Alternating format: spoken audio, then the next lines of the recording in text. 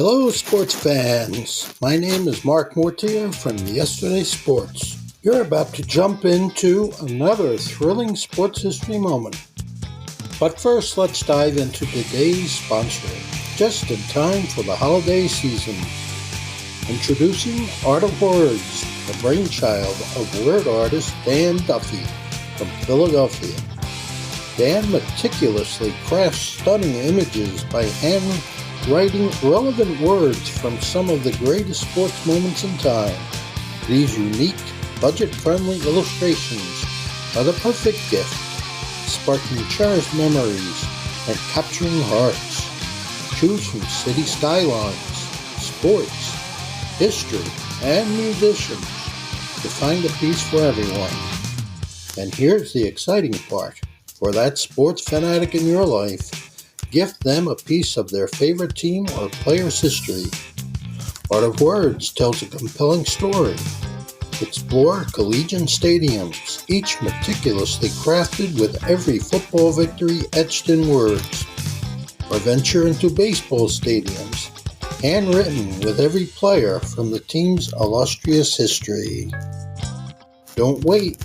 Order a print today for yourself and your loved ones this holiday season. Transform your wall into a gallery of captivating art and surprise your family and friends with a print of their own. Use code SHN15 at artofwords.com for a 15% discount on your order in November and December. Visit Art of Words, where words magically transform into stunning art, evoking cherished memories and touching the hearts of those you care about. Again, use the code SHN15 for 15% off at artofwords.com. All right, welcome to the show, everybody. Back for another week. This is straight My Opinions podcast this week. No history lesson here.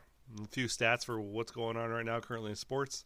A few other topics that we're going to talk about as well. We got Major League Baseball on tap, the NCAA on tap, and we also have NFL on tap as well. On top, like I'm some guy from Britain apparently. So, welcome to the podcast. As you know, we are a proud partner of shankitgolf.com, where you can get all of your golf apparel needs and bags as well. Go to shankitgolf.com. When you go to check out, use the code ONEGUY. That's ONEGUY. One guy. All right. So it is. I'm going to open up the podcast talking about Bob Knight, who we have lost this week. Bob Knight was a fixture of Indiana basketball when I was growing up. He also coached at Texas Tech, and he coached for the Army Black Knights as well. While at Army, Knight led the Black Knights to 4 postseason tournament appearances in 6 seasons, winning 2/3 of his games along the way. He then took the job at Indiana, where he would win 3 national championships, 1 NIT, 11 Big Ten Conference championships as well, and he went undefeated in 75 and 76 as well. He would also coach the 84 Olympics team to a gold medal, becoming one of only 3 basketball coaches to win an NCAA title, an NIT title, and an Olympic gold medal. He was the innovator of the motion offense as well.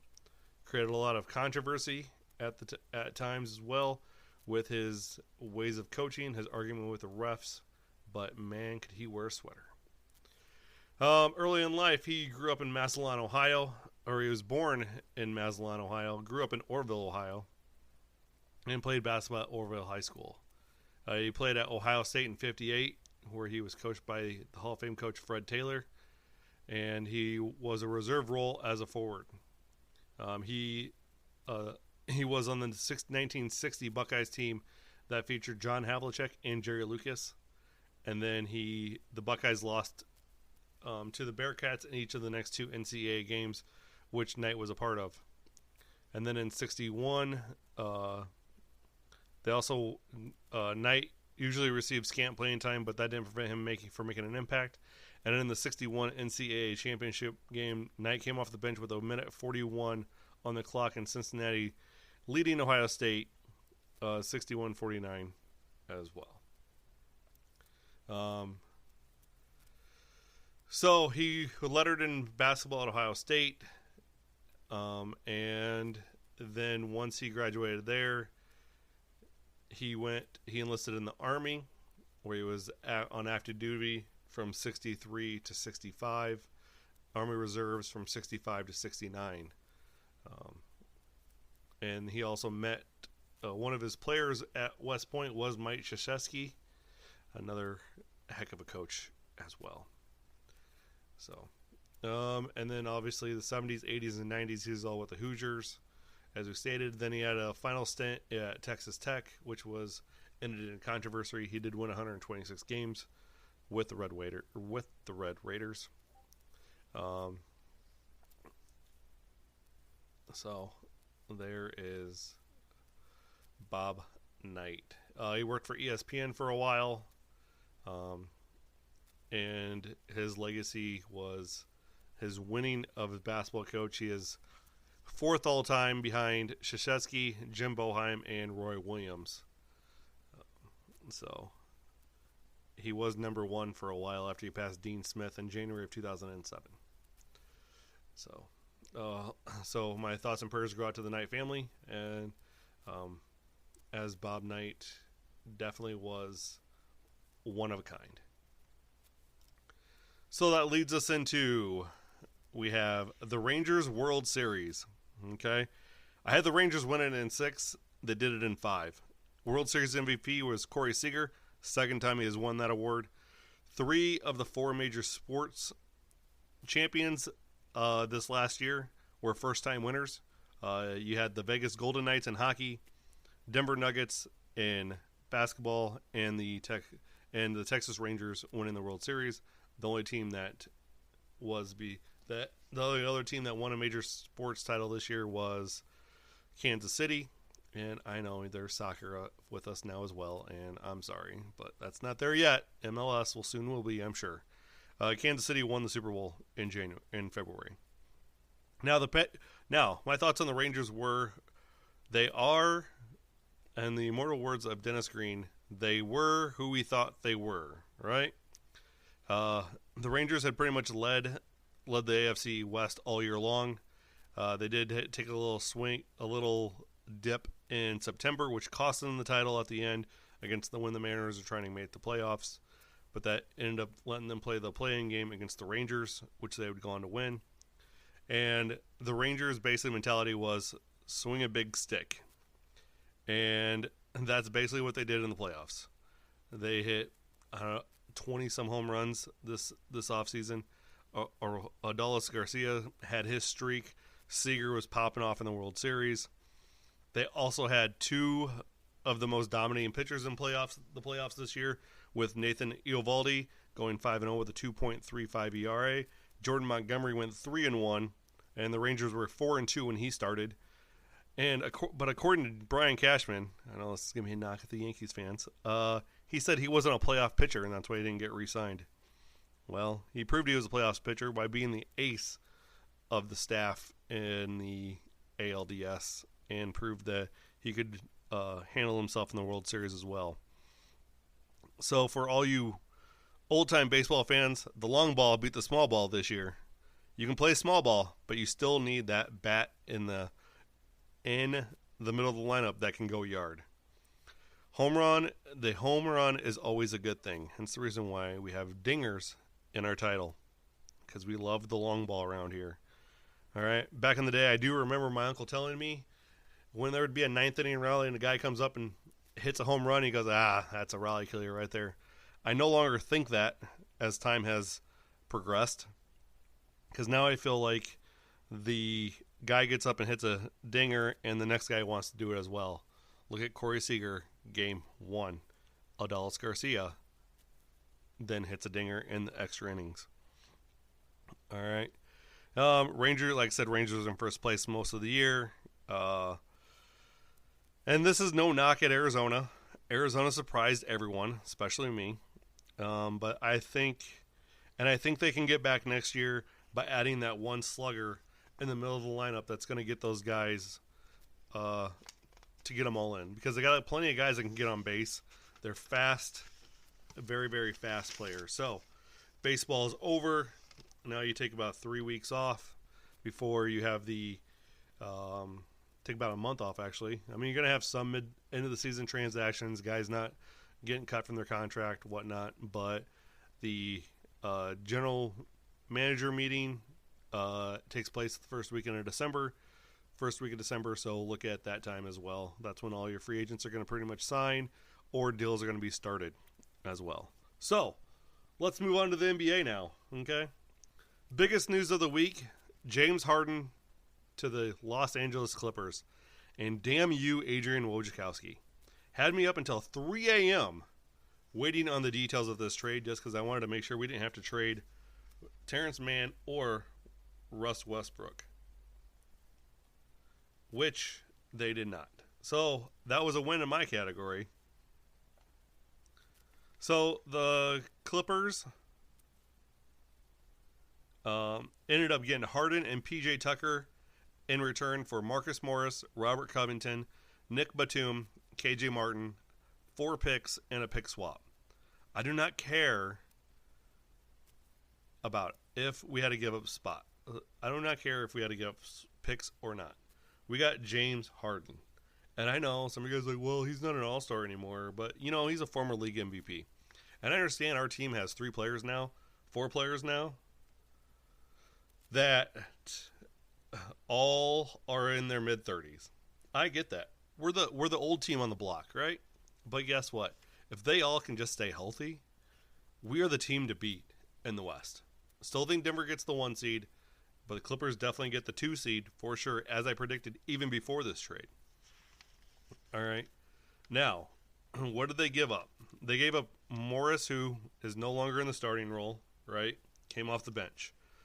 They gave up Covington, who was an end-of-the-bench piece, didn't really do a whole lot. They gave up Batum, who provided value when they had to go small, and that was about it. And then KJ Martin was a guy that was end-of-the-bench type player. Didn't really get to see him play much but you had Bones Highland and Terrence Mann ahead of him. So, I'm not feeling bad about this trade. Now, the pick swap is with the Thunder, because the Thunder gave up a first-rounder from their trade earlier, so they gave a 2026 first-rounder up, and then they get the Clippers 27 and 28 first-rounders, and then they get a swap as well. So, that could be a good deal. What do the Sixers get in return? Well, they get a couple picks, plus they get, like I said, they get Morris, they get Batum, which I think all those guys are going to be like better pieces for them. Obviously, the Sixers had a falling out with Harden, or Harden had a falling out with the Sixers. One of the two. Don't really care. Daryl Morey finally decided to pull the trigger and trade him to the Clippers, as the Clippers were the only team that were looking to him. Now, Maxey has been playing out of his shoes, obviously, and then they get a bunch of good role players. So you're going to have Morris coming off the bench. Batum can play center. Covington is still Covington. I mean, he's still pretty good. KJ Martin, I think, doesn't really fill into that role, but I think he develops over there with Nick Nurse as the head coach. So I think both teams I think the Clippers really won out ahead. Obviously, the Thunder got another pick. I mean, geez, they're just swooping in and getting all the Clippers picks. So what? That could be dangerous down the line, but as of right now, no. And, here's another thing is everybody's under contract only through the end of this year. Next year, they all have player options, or they're going unsigned as well. So, guess what's going to happen? We have the richest owner in the NBA who isn't afraid to spend his Microsoft money. You got to remember, this guy paid cash for the team at $2.8 billion when he became the owner. And he is also, is building a new arena over in Inglewood. So now you have 4 guys on this team that are They got 4 guys on this team that are all from L.A.: Westbrook, Harden, Kawhi, and PG. So there you have it. We got a good old homegrown talent. Well, not homegrown talent, but I mean, they are from the LA area. So definitely a win in my book. Then we have the other news is Wembanyama is still adjusting in the NBA, obviously. And the Suns are having an injury issue with Booker and Beal. Imagine that. I really think Wembanyama definitely starts coming to his own once he does adjust to the physicality of the NBA rather than EuroLeague. I think the EuroLeague is a little bit softer. It has a little bit different rules, so you got to really, Wembanyama is a smart kid. He's young. He's still 7'6" and can handle the ball. So he's definitely going to be a presence as well. I do believe that Shaq's comment of him being a more prestigious bull was kind of out of line, but it's Shaquille O'Neal, and he thinks he's the greatest of all time, which he might have a chance of that at being center, but you still had Bill Russell, who at 6'9", shut down Wilt Chamberlain. Okay, there's a reason why Wilt Chamberlain doesn't have a lot of rings, and his name is Bill Russell. So, also starting this week in the NBA, we have the end-season tournament. The long-awaited end-season tournament kicks off November 3rd. It's set up soccer style with a group stage that all 30 NBA teams are a part of, and then that ends on November 28th. And then you have the quarterfinals December 4th and 5th, and the semifinals December 7th, with a championship game on December 9th. Each group has 5 teams in it, and there are a total of 6 groups, obviously. So the ones that make the quarterfinals is going to be the 6 group winners and then the 2 wild cards that have the highest winning percentage and finish second in the group. They had to finish second in the group in order to qualify. All right, they advance to the knockout round, and then which is a winner-take-all type of situation. From there, the semi and the finals are held in Vegas at T-Mobile Arena as well. So get your tickets if you're going to go. So when are they going to play these games? Well, they're going to mix them in with the regular season, obviously, because that's how we're going to do things in the NBA. We're just not pausing the season. We're just going to just add them in, throw them into the record. So the group stage games, like I said, they start tomorrow, go through the 28th. So you got games on the 3rd, the 10th, the 14th, the 17th, the 21st, the 24th, and 28th. So all those games, those nights, are all part of the in-season tournament. So what are the incentives for the players in this tournament? Why would the players agree to this? Well, when you reach a quarterfinal game, each player gets $50,000. That's a huge bonus for your guys that don't play or are playing on the minimum. If they make the semi, each player gets $100K. So if you win the first 2 rounds or make the first 2 rounds, you get $150,000 extra. If you make the championship game, you get $200K per player, and the winning team gets $500,000 for winning it all. So you have a potential of winning $850,000 as an end-of-the-bench player. So, what are the groups of this beautiful tournament? Well, that would be your Group A in the East is the 76ers, the Cleveland Cavaliers, the Atlanta Hawks, the Indiana Pacers, and the Detroit Pistons. Group B is the Bucks, the Knicks, the Heat, the Wizards, and the Hornets. Group C is Brooklyn, Boston, Toronto, Chicago, and Orlando. In the West, you have Group A as Memphis, the Memphis Grizzlies. You have the Phoenix Suns, the LA Lakers, the Utah Jazz, and the Portland Trail Blazers. Group B, you got the Denver Nuggets, Los Angeles Clippers, New Orleans Pelicans, Dallas Mavericks, and Houston Rockets. And then you have Group C, which is the Sacramento Kings, the Warriors, the T-Wolves, the Thunder, and the Spurs. I think Group B of the West is the hardest division, and I definitely think Group C is the funnest division of the West. Out East, I do believe there's not really any tough ones here. I think they're all open. I mean, the East is the East. Like, they're not really that good. I mean, besides the Bucks, the Celtics, that's about it.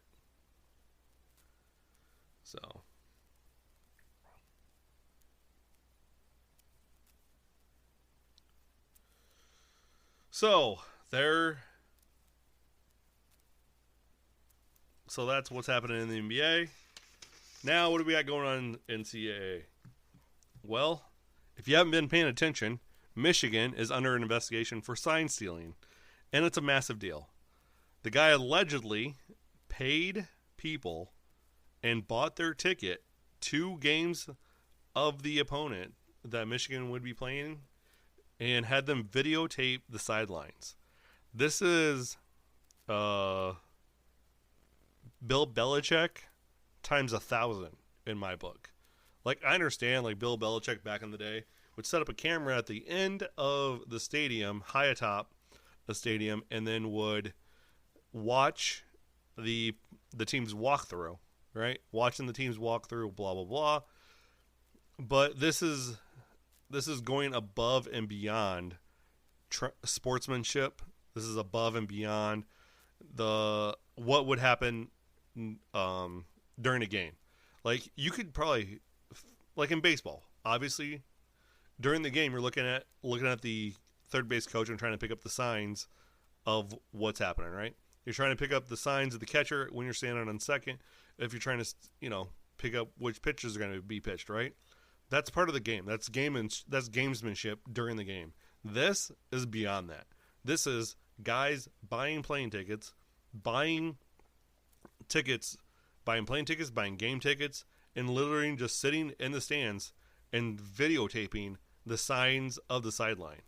This is advanced scouting at its advanced scouting stage, I guess. I don't know. But this is above and beyond what should be allowed in it. And as of this week, the coaches at the Big Ten had their meeting with the Big Ten meeting, their weekly meeting, obviously, well, blah, blah, blah. After the call, Jim Harbaugh dropped off, and all the coaches aired out their grievances with the Big Ten of why they're not doing something with it already. Because something should be done already. Harbaugh should be suspended. Because ultimately it comes down to the head coach, right? That's what this comes down to. Is the program out of control? Which I believe Harbaugh already being suspended for 3 games this year adds on top of this that the Michigan program is out of control. Now, do I think the NCAA is going to give them the death penalty like they did SMU? No. And the cliff notes of the death penalty is when a program is out of control, the NCAA has the right to remove that program for as many years as they want to. Ask SMU how that has worked out for them, because they had one of the best football programs. All of them were bought players, but still, boosters had a lot of money, especially around the Dallas-Fort Worth area. And still, nobody understands where Eric Dickerson got the car, but that's okay. But at the same time, SMU got the death penalty. Okay, now we are all right with players getting money, just not from boosters, obviously. So, whatever. I think NCAA players should get some kind of money as it is. So, there's that. Okay, all right. Now, what's going to happen to Harbaugh? Well, I think he is going to get suspended by the Big Ten, suspended by the NCAA. Could affect his tenure at Michigan, no longer be Michigan head coach, at which point he becomes the Raiders head coach. But let's get more into that at the NFL part of it, and more specifically at the Raiders section of this podcast at the end of it. Because I don't want to bore you guys with my Raiders rant when you guys aren't Raiders fans. So the Raiders rant at the end of this podcast is for Raiders fans. If y'all want to stick around and listen to it, perfectly fine. If you don't want to drop off, that's fine too. It's up to you. So the first, also another thing that came out this week is the first college playoff rankings came out, and I'm very shocked that Ohio State is number 1. I understand Georgia's had a rough time, lost their star tight end to an ACL injury, but at the same time, it's Georgia, and I felt like they should have been number 1. Michigan 2, Ohio State 3, Florida State 4. But in their rankings, they had Ohio State 1, Georgia 2, Michigan 3, Florida State 4. Now, obviously, Ohio State and Michigan are going to take care of each other on the field, so that's neither here nor there. Georgia could lose a game. I thought their trap game was last week against Florida. Obviously, it wasn't. So maybe Georgia gets back to that 1 seed. Florida State's number 4. I still think that it's going to be them and I think it's going to be them and Louisville in the ACC championship, which would be fine by me. All right. The rest of the top 10 is Washington at 5, Oregon at 6, Texas is at 7, Alabama at 8. Number 9 is Oklahoma, which I'm shocked at that after their loss to Kansas this week. Let's see, and then number 10 is Ole Miss. And for you Mountain West Conference fans out there, Air Force is number 25. And the other undefeated teams not listed in this top 25 college playoff rankings is Liberty, who is in first place of Conference USA at 8-0, and James Madison of the Sun Belt Conference, which is 8-0 as well. So, I mean, and realistically, if you really break it down by conferences, you got 3 Big Ten teams with Penn State at 11. You got SEC has 6 teams with Missouri at 12, LSU at 14, Tennessee at 17. The ACC has 2 with Louisville and Florida State. You got Notre Dame as an independent at number 15. Pac-12 has 6 listed. Oregon State's at 16, Utah 18, UCLA 19, USC 20 on top of the 2 in the top 6. Big 12 has 5 with Kansas at 21, Oklahoma State at 22, and K-State at 23. And then Tulane is coming in at 24. So that's your top 25. Now, the game of the week is K-State. Games of the week this week and are K-State, Texas. They're on 11 a.m. Central on Fox. Army Air Force at 1:30 on CBS Sports Network. I always like to throw a little military game in there. Those are the best. Never know who's going to win, but unfortunately we all know who's going to win this one. Air Force. Air Force and their run game. The flex-bound offense, baby. You'll see you got Missouri versus Georgia, number 12 versus number 2 this week, 2:30 p.m. on CBS. Oklahoma versus Okie State at 2:30 on ABC. Washington versus USC at 6:30 tonight on ABC. LSU and Alabama at 6:45 on CBS. Honorable mentions, always got to mention my UNLV Rebs. They're taking on New Mexico this week. They're going to bounce back from that disastrous loss from Fresno State last week, which, I mean, when you turn the ball over 4 times, you can't expect to win, but we had a chance at the end to win the game and just couldn't do it. So, which is fine. You know, finally, we take a loss on the chin like everybody else, and we move on, especially when we're 6-2 now, and nobody thought we were going to be that good anyways. Still have a chance at making the Mountain West Conference championship game December 2nd at Allegiant Stadium. Another honorable mention, of course, is the Colorado game. Colorado versus Oregon State. Wisconsin versus Indiana is going to be a good game. And then you got Texas A&M versus Ole Miss as well. My picks of the week, I got Texas over K-State. I got Oklahoma on upset alert against Oklahoma State. All right. Unless Oklahoma can run the ball, then they might have a chance. I got Washington over USC. I got Alabama over LSU in a close one. I think LSU leads at halftime, but Alabama eventually wins. And then here's off the radar games. I got Arkansas at Florida. We're taking Florida at home. And then why not throw in another Mountain West Conference game? Hawaii versus Nevada, the 2 of the worst teams, playing up in Reno. And we're going with Hawaii. Tommy Chang and the Hawaii Warriors. So let's get on to the NFL version of this podcast, shall we? We're going to give a mid-season review so far of how it's going to go. Well, this week, the Vikings lost. First of all, the trade deadline just came and went. You had Leonard Williams going to the honorable, or the biggest trades of the week was Leonard Williams going to the Seattle Seahawks, and we'll get into that one a little bit later. And you got Chase Young going to the Niners to add to that defense. And my God, that's going to be a good defense. I mean, it's already a good defense. Now it just got better. with Chase Young and Nick Bosa on opposite sides. All right. So the Vikings lost Kirk Cousins this week to an Achilles injury. Second quarterback to go down with an Achilles injury. Aaron Rodgers is out there throwing catch around on his Achilles injury, trying to prove some kind of scientific facts wrong, I guess. I don't know. Aaron Rodgers is Aaron Rodgers, and if he comes back and plays this year, more power to the guy. Okay? Also, the Vikings should have Justin Jefferson back in a couple weeks. They did add Josh Dobbs this week to be their backup quarterback, which I think he takes over the starting spot here shortly. And this week will be Jalen Hall throwing the pigskin around for him. And as long as Dobbs can game manage like he did in Arizona so far this year, the Vikings have a shot at the playoffs and maybe do some damage. I mean, when you got Jefferson and the way Jordan Addison's playing, and you also got T.J. Hawkinson and you got K.J. Osborne in the slot, those are some weapons. Just got to make accurate reads, accurate throws. You win ball games. Eagles are the Eagles. Besides that loss to the Jets, which they didn't have Darius Slay. All right, Darius Slay plays a huge part of that back end of that defense, and when he's not in the game, that Eagles defense isn't as cohesive as it should be. And then the Lions are difficult, definitely living up to any expectations they had so far this year. They didn't punch the ball in the red zone against the Raiders this week much, but that Raiders defense is better than what it's being given credit for.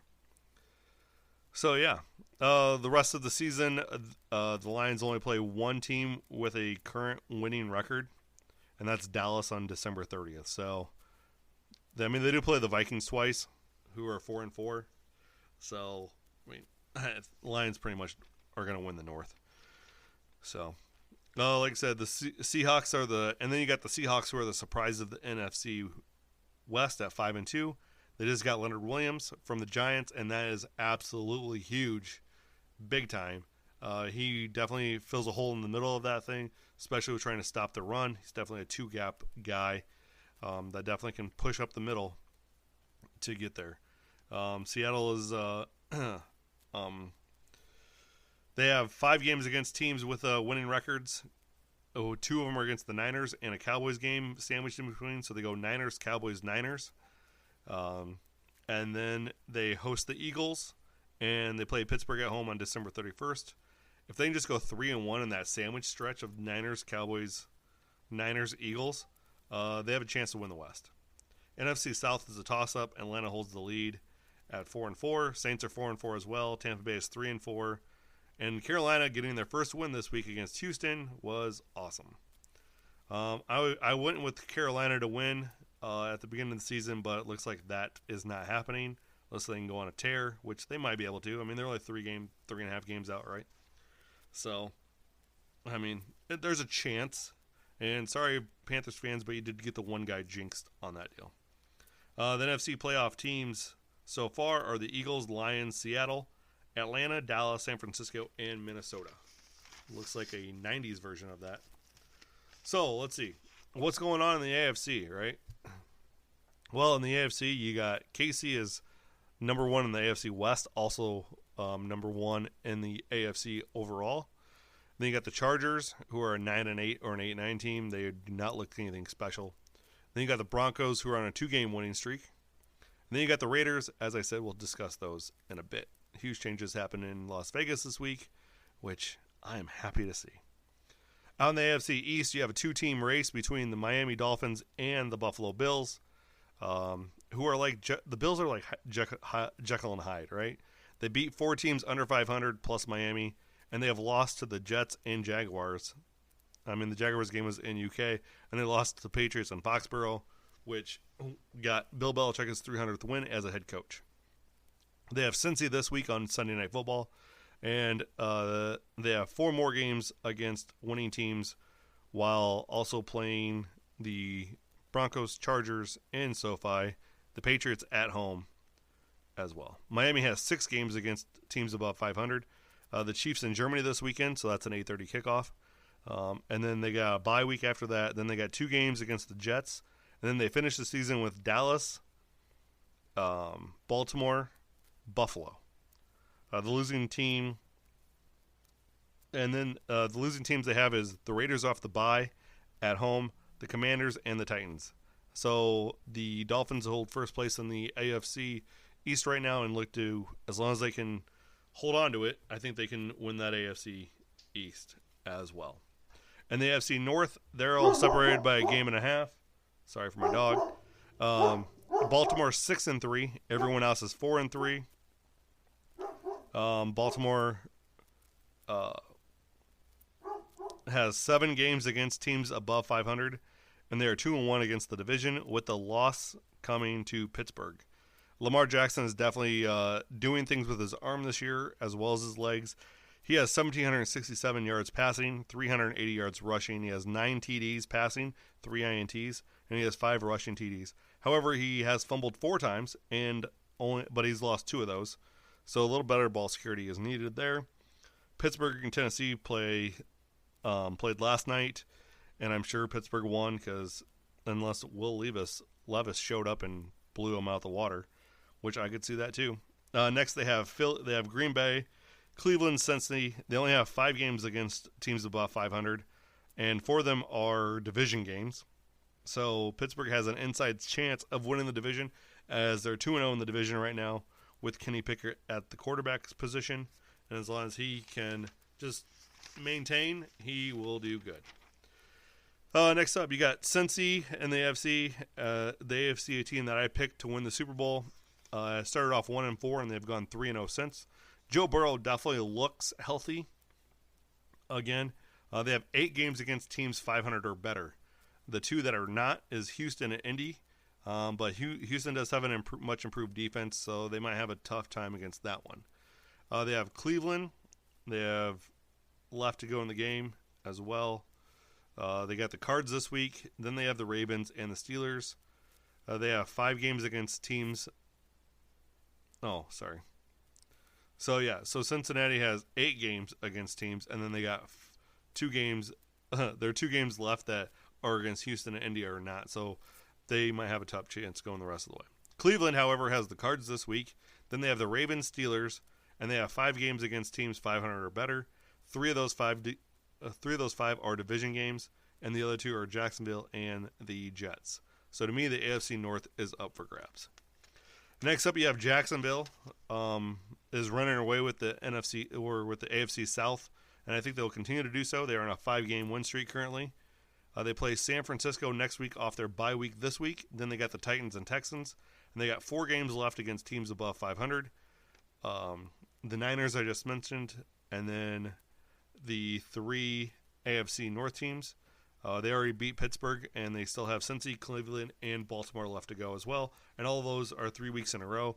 So they could actually be the deciding factor in the AFC, not AL, sorry, American League. No, the American Football Conference winner as well.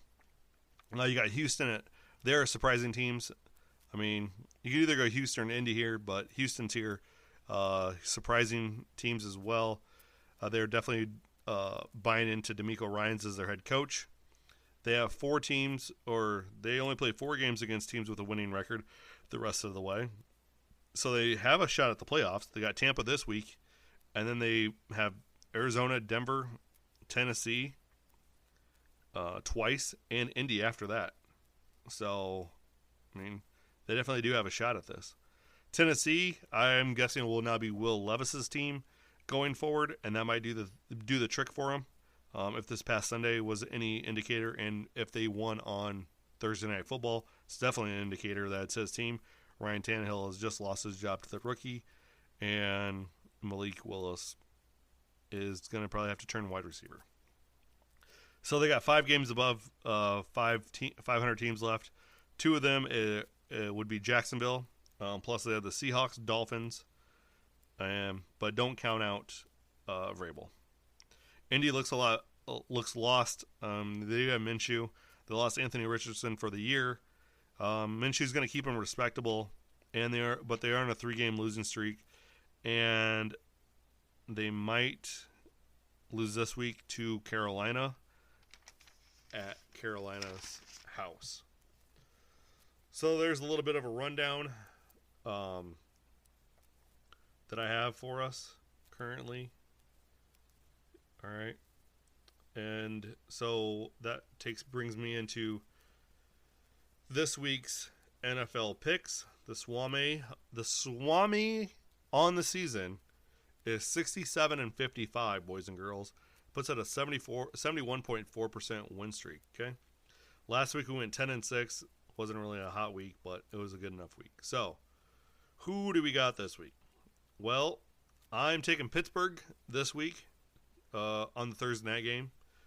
I did not record this before the Thursday night game, so Pittsburgh wins. Call me Predictonomist. Okay? Just saying.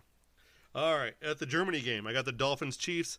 Oh, man, that Dolphins defense gives me a little heebie-jeebies, but we're going Miami, baby, over the Chiefs.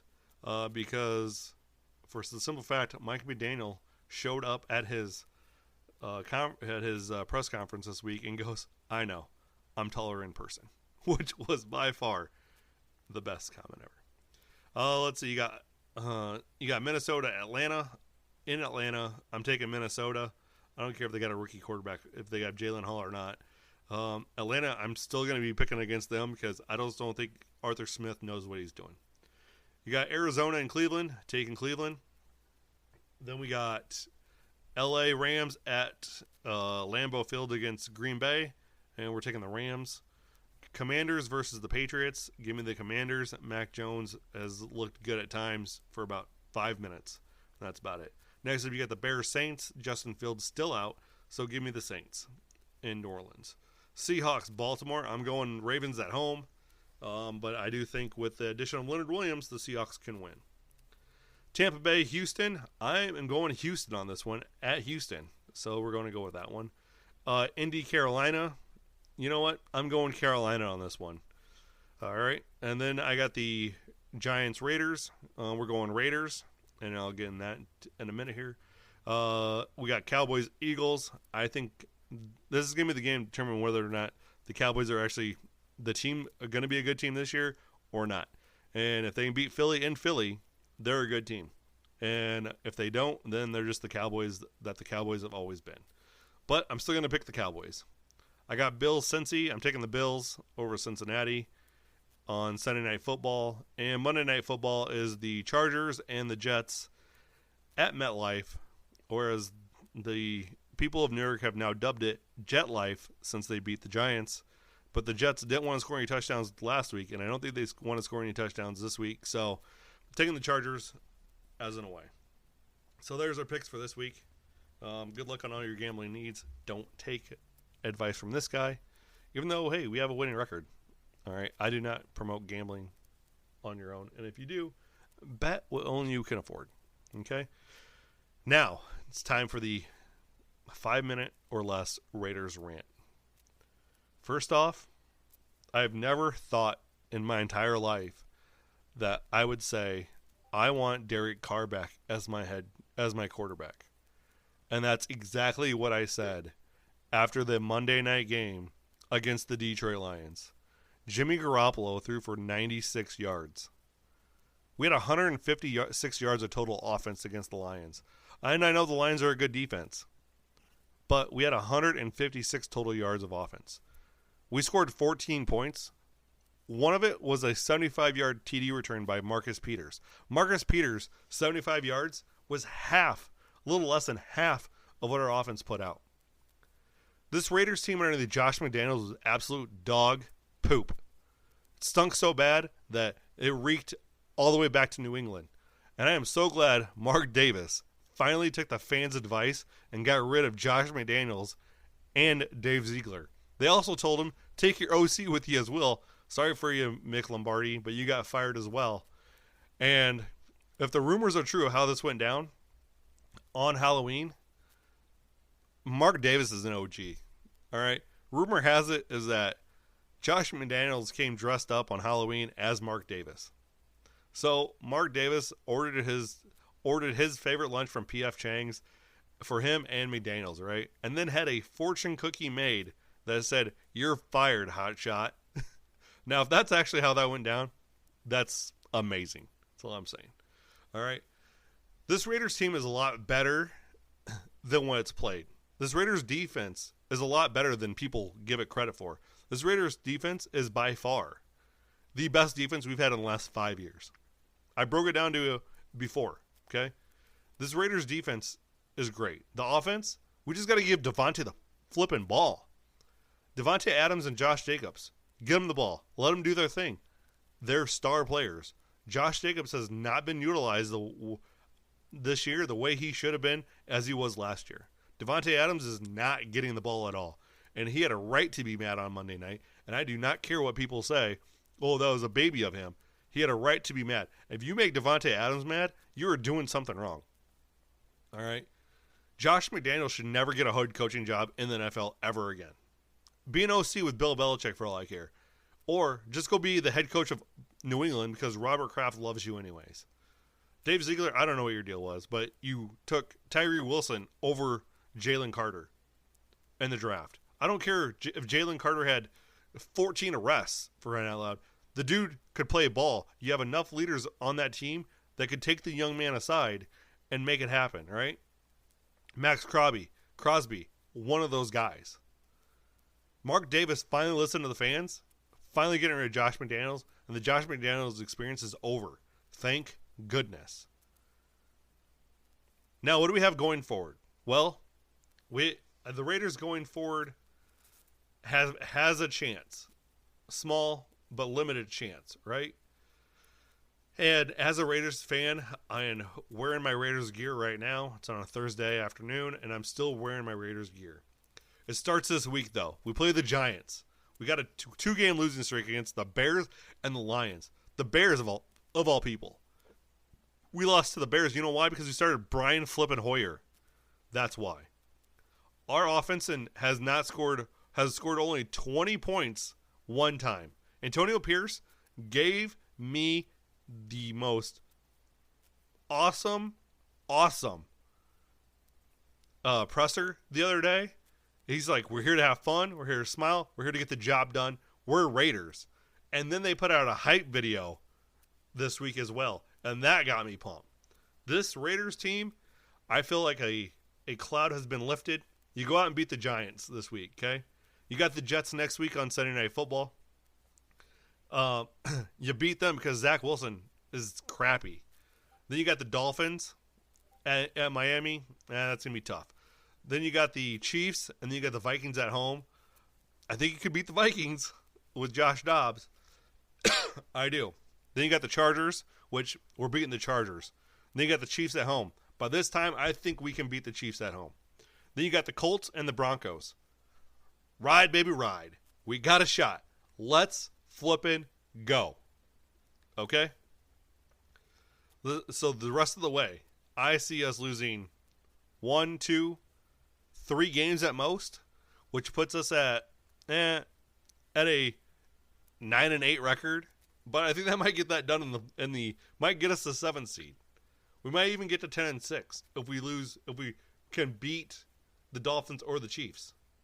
If we beat the Chiefs twice, Antonio Pierce should be our next head coach. Just saying. Now, why did I say Harbaugh is the next head coach of the Raiders? Because that's what has been rumored as it is. I don't think he becomes the Raiders head coach.